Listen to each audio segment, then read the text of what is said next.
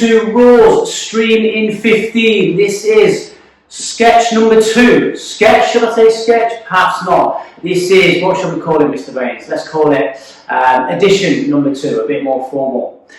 So today we've got our guest as Mr. Baines, Andrew Baines, who is a colleague of mine, a very good friend, but of course he's got plenty to tell. Now, before we get into things, Andrew, just bear with me. I just want to give a massive shout out to all of those that joined us on the hike up Man Tour on Saturday. Really successful. A big shout out to the kids as well. They do fantastic.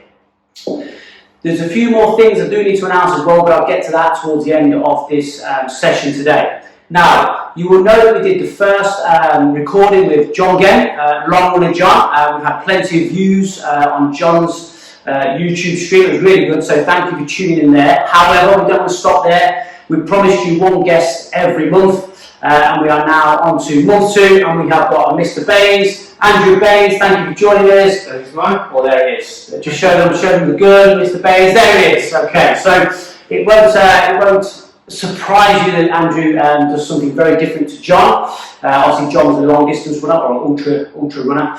Andrew comes from a completely different, what should we say, discipline in terms of fitness, which we'll get into in a moment. When I spoke on the last podcast, Andrew, we spoke about why we're doing this, and Raw are doing this because we are massive believers in, what should we say, sharing of information. Now, you will know as a PT that a lot of people at times might want to protect information because they want to, I suppose, kind of almost have their niche in the fitness world, but we're of the opposite mindset, myself and Wing in terms of wanting to share information. And I would imagine you're the same because you sat here and you're happy to kind of share your story. So that's why we're doing this, just to kind of, I suppose, really just give people some nuggets of information that they can potentially take away. So, you know, if they want to do long distance running, John was great for them, but obviously if they want to start bulking, or they're an aspiring bodybuilder like yourself, then clearly they'll be able to take some tips from this session today. So, Andrew, we get straight into it, because you know this is all about streaming 15. Alright, so first question for you, Andrew. Provide us with some context around you, who you are, you know, your story, and perhaps how you kind of got into fitness. Yeah, so how I got into fitness, I've been training for a good 10 years now. Really got into it when I was at university. I was at university in Brighton. So you had more time on your hands? I had more time on my hands, And there was this wonderful gym at the seafront, and I thought, I walked by it a few times, so I want to get into that. See some guys there looking great. And I thought, I'm going to give that a crack. So I almost like a workout as you're looking over the seafront. Yeah, it's lovely. And obviously at the time I had no idea what I was doing. Okay. But I was really fortunate that the housemate I was with at the time, he was a personal trainer. So I spoke to him about I was quite interested in getting into fitness and developing my physique. So he showed me the ropes, and I remember been awful. When I first started, couldn't lift anything at all. Out of interest, what were you, let's go with, what were you curling or what were you benching, what sort of weights? Well, I was struggling to bench 30 kilograms. I remember... There's nothing wrong with it, you'll start somewhere, that's it. But I still struggle with that. Well, when I first started with it, I did it on the machine first, this is alright. Then when it came to the actual weight of the barbell, I remember picking it up and tipping to the side. You just swung with you at the time. The chap was helping me out, so it was alright there. So yeah, that's where it started from. Okay, and that was around 10 years ago. Around 10 years ago. And ironically, and obviously people won't know that me and you obviously outside of fitness, we work together as well. So we've been working together for around 5 years, and we speak, I would say, almost weekly about training or fitness. But I did not know that you started in Brighton. So, you know, I've learned something new myself straight away. So that's really interesting. So, you spoke a little bit about your journey into fitness. We can see that you've got your vest on today. And to be fair to you, the sun is shining. You know, it's very hot. So, I mean, you can wear your vest in whatever temperature you want, mate. But, you know, we can see you've got your vest on. You've been flexing. You've been gym. You probably spent a bit of time in the garden as well. How did you go from lifting 15, 20, 25, 30 kg perhaps on the bench to, well, you tell me what you're lifting now. Go for perhaps what you're curling, what you're benching, what you're shoulder pressing. 10 years, it's obviously talk us through it. How did it go from, yeah, I like this on the Brighton seafront to actually now I'm an aspiring bodybuilder, and actually I know you're still not giving me a definitive date, and you know, you're soon to go on stage and go into this classic bodybuilding. So how did it go from, yeah, I fancy getting into it, to this is where I'm at, I'm a big boy now? Well, just to know the people who influenced me at the time. I mean, be no surprise to anyone who's into bodybuilding that Arnold Schwarzenegger. He was at the time, that was the motivation for me when I started. And then, you know, going onto social media, seeing people like Ryan Terry, Chris Bumstead, who have amazing physiques. Really looked up to these guys, followed everything they do. And I thought to myself, I want to get to that sort of level. I want to really push myself and see how far I can take it. And that's what really spurred me on, really. I'm all with fitness influence as well, but those are my main two, really. So really, like the rise of social media has had an impact on you. Yeah, sure. Because for the flick of a button now, you can get a lot of information, can't you? Whereas back in the day, if you wanted to kind of research a bit about Arnold Schwarzenegger, you might have been watching, I don't know, videotapes, or, you know, and that's how it was, wasn't it? You know, you have to kind of almost find these things, and now I suppose it's to hand. And I'm guessing that's quite helpful. Now, when I first met you around 4 or 5 years ago, you've been bulking, but obviously we can see, or I've seen over the last few years, and I know we talk about it, your physique changes quite a bit. So talk us through that. So, you know, I know you were bulking when I first met you, and I can remember first thinking, wow, he's a big boy. I can tell you hits the gym 4 or 5 times a week. Where are we at now? What's the current situation in terms of your aspirations? Well, that's interesting. When first I knew you, I was fairly big. I was sitting around the 95-ish kg mark, and to the point where I'm roughly the same sort of weight now, but I look a lot different. As my composition changes. So at that point, it was when I was really looking into going into competing. And I didn't have much knowledge on what's required. So I hired a coach. And I've worked with several coaches. At the moment with a coach called Kieran, who's fantastic. Want to give him a shout out? Yeah, absolutely. He's amazing. What's his name? Kieran. Kieran Coburn. There you go. He's going to shout out to Kieran. So he's going to be prepping me for my first competition, which we may be doing at the end of the next month. Depending how things go in this massive phase, so we've got a bit more muscle to put on the frame. So you're kind of getting to the point now where you're pretty close to competing. But just go back on what you said, it was going up and down like so at the point I was quite heavy, but there's not as much muscle mass on there, so I did a diet phase, cut it right down. I think I went down to about 68 kg, which is a massive drop. And that wasn't too long ago, was it? Because I remember your waist. Really small, but I was really lean with it. And then from there, you're like, probably a bit small to compete in bodybuilding, so I really had to mass up. So then we built up again, did another tidy up phase where I dropped right down to about 72, 73. I did that with Kieran, to be fair. And then from there, I've been bulking up again. So now I'm in like the 90s. But I look significantly bigger than what I did when I was at a slightly heavier weight, because I've got much more muscle on the frame, and I'm fairly lean with it. Almost like shredded or anything, but I've got some definition. Composition is good. So you're pretty happy where you're at, and you're kind of nearly there. Absolutely. Very interesting, mate. Now, to look at you, I know that you clearly work out loads, you know, and because I know you, when we speak regularly, I know that you are. I did think when I posted yesterday on Instagram saying that you was coming on, was it yesterday, the day before, and I put one of the hardest workers in the room, I thought, he's going to have me about that, because I thought, I think he's possibly the hardest worker in the room, you know, when it comes to your training and your discipline. And I know we speak a lot around this discipline and motivation thing. So what is your weekly routine, and how the hell do you stay on top of it? Because I know you're meticulous, aren't you? That's it, Well, it's pure discipline and consistency with it. You know, one thing, I'll say this quite openly, I do not rely on motivation in any way, shape or form. It's motivation comes and goes. It's getting that discipline and that consistency nailed and getting it done every day. Talk us through that, because I know you've obviously, me and you speak about that slogan, and I like that, and I steal it from you quite often when I'm in assemblies, and I know you deliver a lot of assemblies as well. Talk me through the kind of discipline versus motivation thing. What do you mean by that? 'Cause I think when I think about Raw, and I think we've got around 60 active members at the moment that come to our boot camps.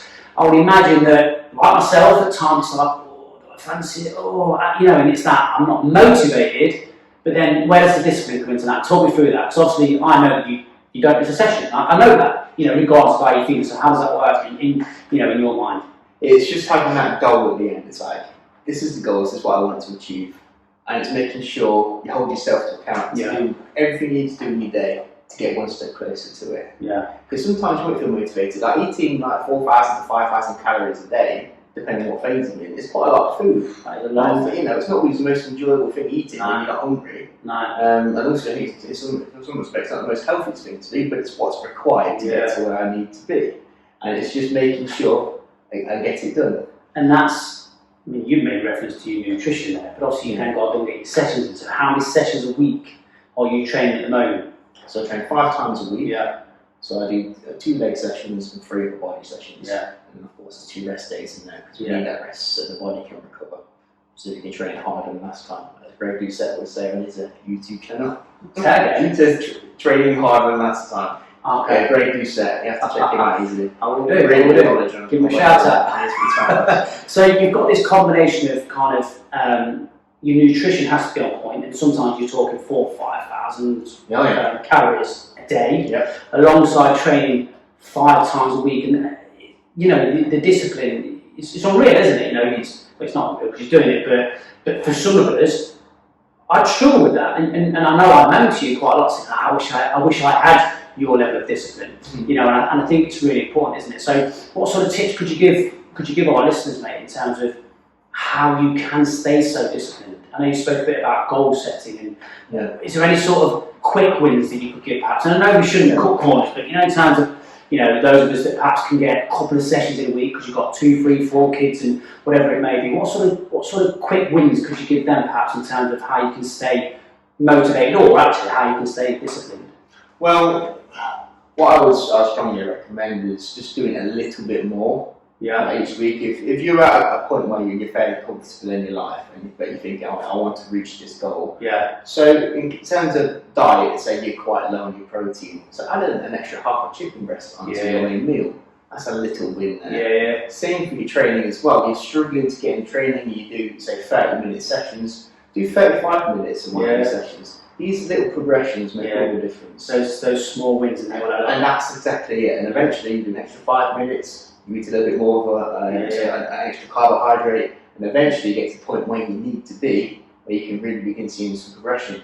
And when you see progression, it just becomes quite addictive as well.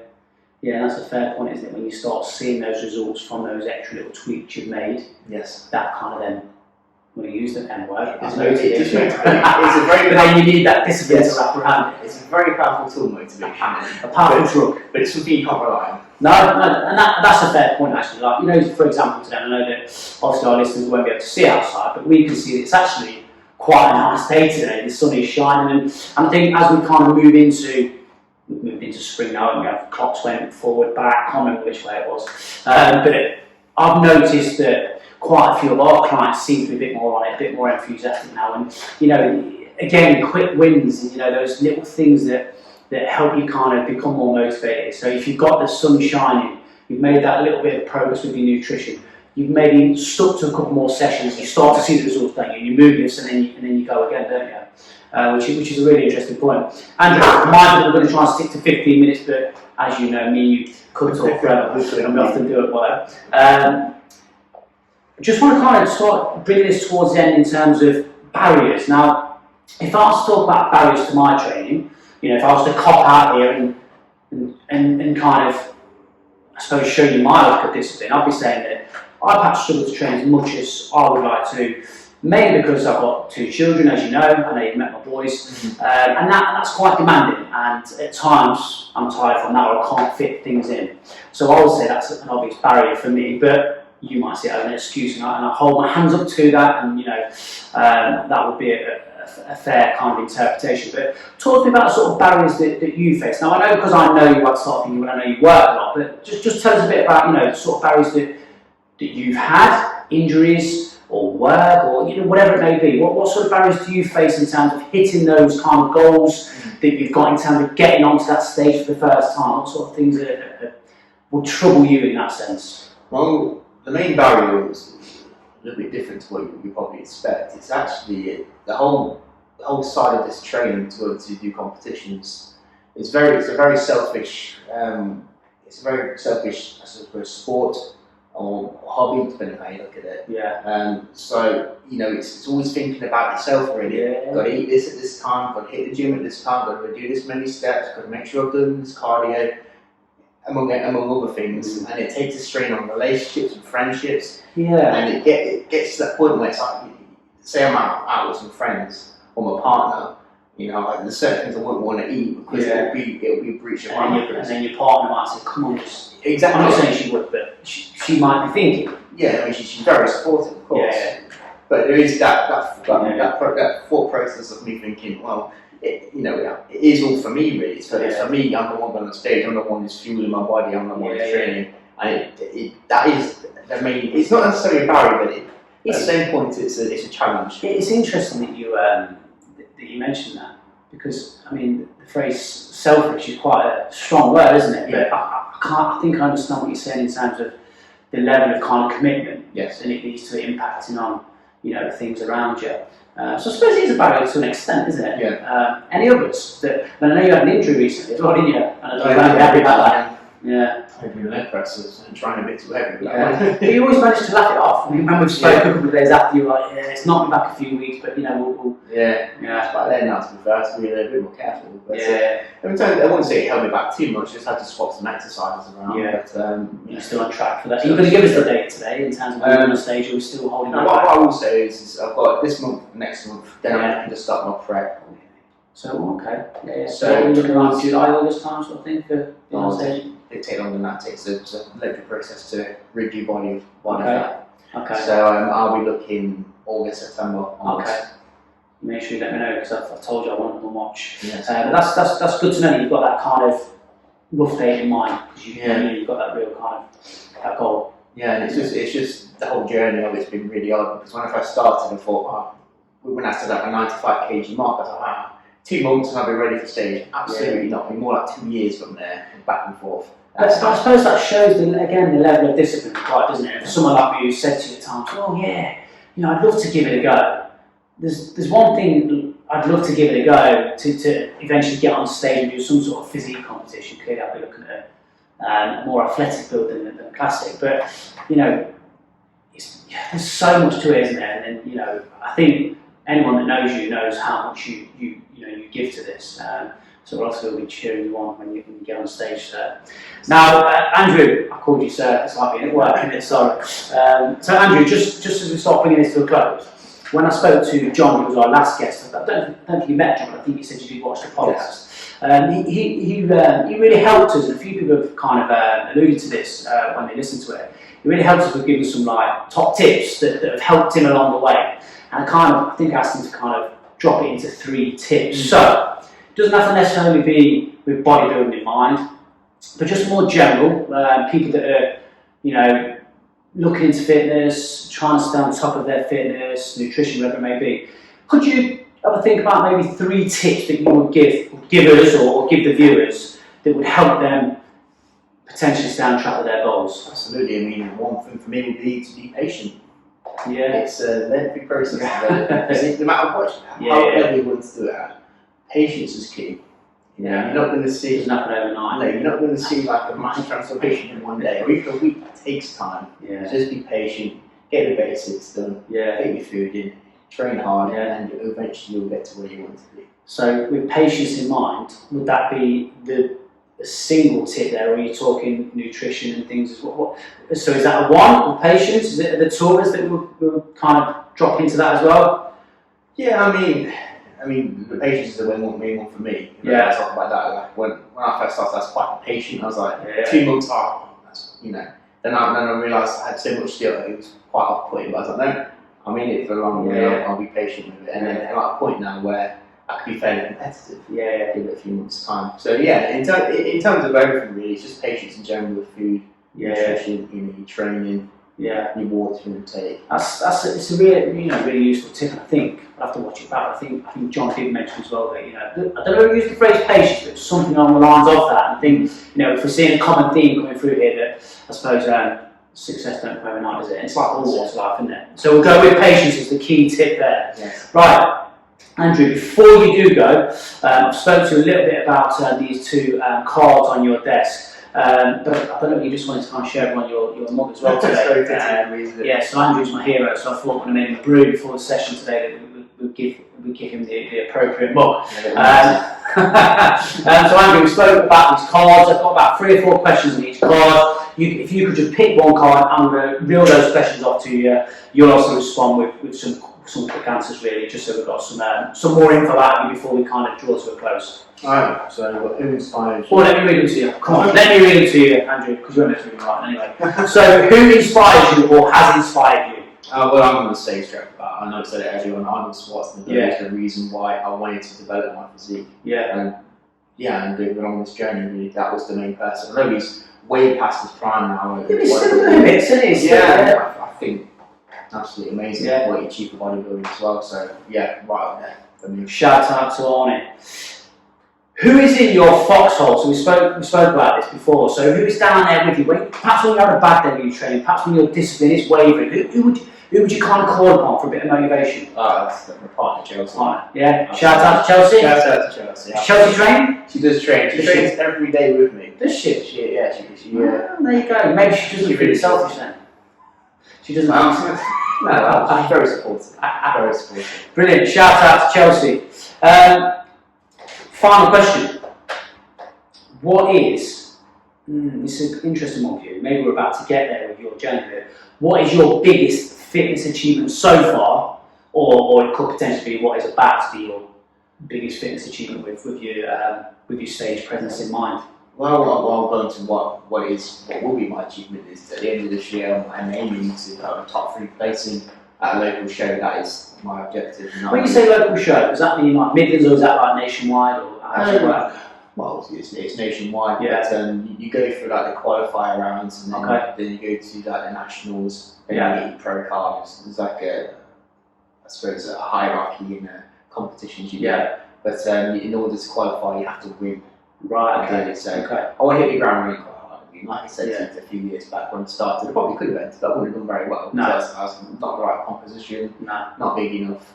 So that's the end. In terms of achievements at the moment, I suppose the biggest achievement is in terms of how I've built my physique over the last few years. In line with a class criteria.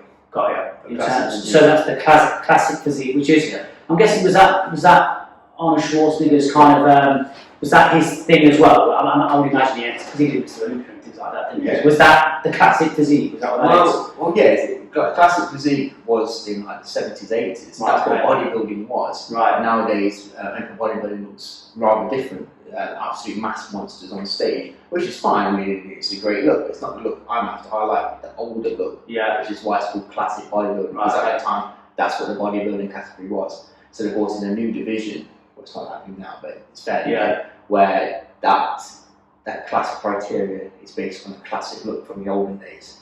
Right. So it's like smaller waist and more aesthetic look rather than being absolute mass. And with that in mind, obviously we've had 15, 20 minutes with you today. If any of our viewers, listeners, do want to kind of ask for some guidance from you, I know you're also a personal trainer. Yes, did you want to give us a quick shout on the recording now as to how they can reach out? Are you happy for them to reach out? Absolutely. Absolutely. Well, how do they find you? Is Instagram the best for you? So on Instagram you can send me a DM on there. I've got a link there as well if you are interested in coaching or personal training for myself. There's some forms to fill out there and I will be in contact. Brilliant.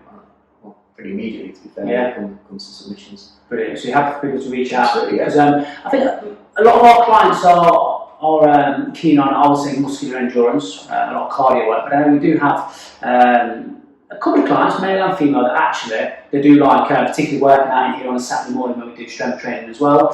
So they may just want to take a few more nuggets from you beyond what perhaps me and Wing normally discuss with them, because as much as we're personal trainers, we appreciate you've clearly got 10 years worth of experience in what should I say, the quest for becoming the ultimate bodybuilder. So if you're happy for them to reach out, mate, obviously we'll make sure that that stays in terms of reaching out to you. Andrew, thank you so much for coming on. I know it's a real quick conversation. I know me and you can talk for it. Thank you so much. I really appreciate it. Thank you, Andrew. Before you go, I've just got a couple more shout outs or a couple more messages for Team Raw. So Just want to let you know, I know we've kind of advertised it briefly on Instagram. We've got a new class coming in this very studio, our boutique studio. The disco lights have been ordered. They are now on the wall. We are now going to introduce a new class called Disco Hits, which will be Friday evenings, hopefully starting within the next 3 to 4 weeks, so keep an eye out for that. Obviously we had lots of Raw Cups, a lot of the youngsters joined us on the Man Tour hike, which was around 10, 11 miles I think in the end. I know a few Raw Cubs and parents have already asked us if we're going to do the Junior Wolf Run again this year, which we are. Andrew's not got kids yet, so I don't think he'll fancy that one. I think he'll also be prepping anyway, so I don't think he'll want to be doing too much cardio. But yeah, just to let you know, the Junior Wolf Run will be in June this year. We'll make sure we get signed up as a big pack. I think it's around the 9th or 10th, but again, we'll make sure that we'll send details out. So thank you again, Andrew. Thank you for listening, and we look forward to speaking to you next month again with guest number 3. Who we won't announce just yet, but it will be a female. Thank you very much.